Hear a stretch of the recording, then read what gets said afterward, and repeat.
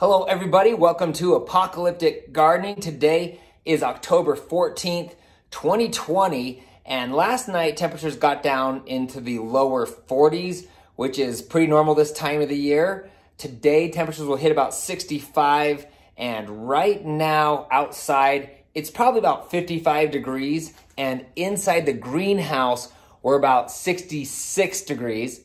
Okay, so before we look too much at what's inside the greenhouse, let's go look at the garden outside.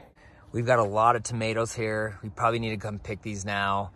You'll also notice there's a lot of green ones in there, so I may be able to put those in the greenhouse and see if they'll ripen. And then if you look over here, we've got tons of cherry tomatoes, so many that we don't know what to do with them all. If you look at the other garden boxes, they're pretty much empty at this point. I actually had two other pepper plants that I pulled from here and here and put them in the greenhouse. Lastly, you can see we still have lots of carrots. We have been eating those. And you got the rhubarb growing here and then our green onions. So let's take a few of these carrots out. Let's grab a carrot and see what we can get out of here. Oh, this one feels like a big one.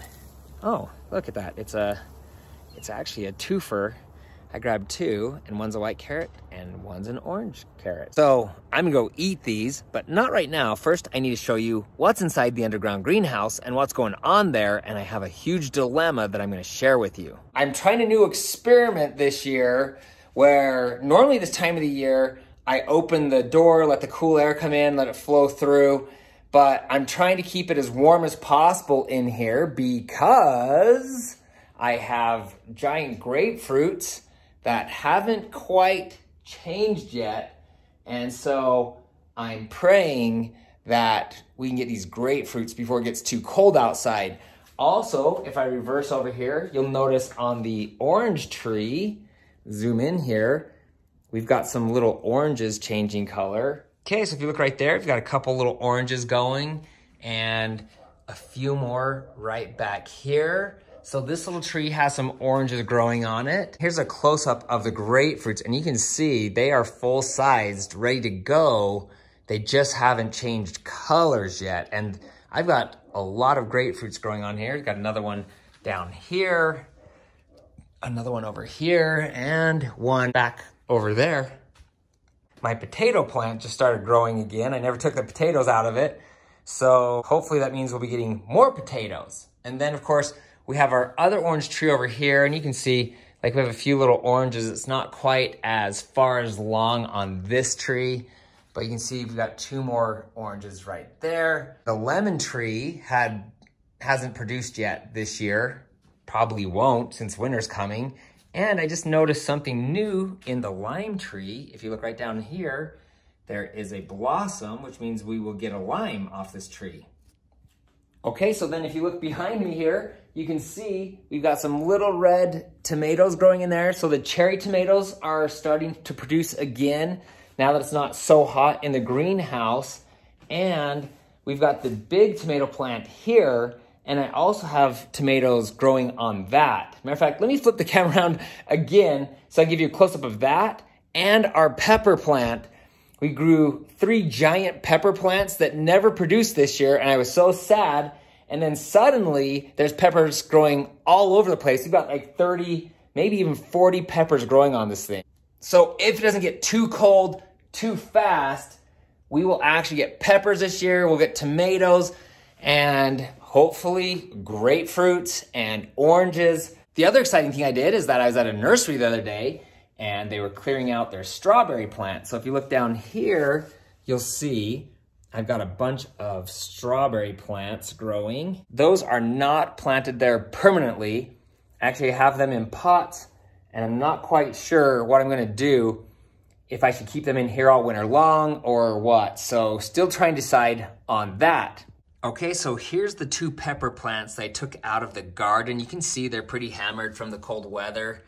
So hopefully they'll do okay in here, and I've got them sitting right next to the avocado tree, which you can see is growing nice and tall. Okay, so here's the huge dilemma that I've had with my underground greenhouse. Every year, I'm like, do I heat this thing or do I not heat this thing? And I think this year, finally seeing the citrus trees come to life and knowing that the season just isn't quite long enough, in the underground greenhouse, it would be really disappointing to me to have spent all this time, money, and energy on this underground greenhouse and not be able to get citrus trees or citrus from my citrus trees. So I did something kind of crazy and I purchased a heater for the underground greenhouse, and the heater was expensive. Like, I was thinking, oh, I could probably get something for like $400. But the problem is, if you want something that's high quality, that I know is gonna give the greenhouse enough heat throughout the winter, I had to go with something bigger and something with, you know, a better warranty and a proven track record. So it was over $1,000 and I was like, what? I can't believe I did it. The bad news is that it's not gonna be here for like 5 weeks. And so I'm panicking a little bit because I think 5 weeks from now, it's probably gonna be too cold in here. By then, I may have lost the grapefruits, the oranges, the peppers, the tomatoes, who knows what else. So pray with me, please, please, please, please, please, that the little heater I have for the greenhouse will get here before the freezing cold weather destroys everything in the greenhouse. Anyway, let me know your thoughts. Am I crazy to do that? Is it exciting? My wife said, you've already spent all this time and money. You might as well buy the heater. So since I had her blessing, I just decided, heck, I'm gonna do it. So anyways, I'd love to hear your thoughts. Okay guys, I just wanted to do a temperature check.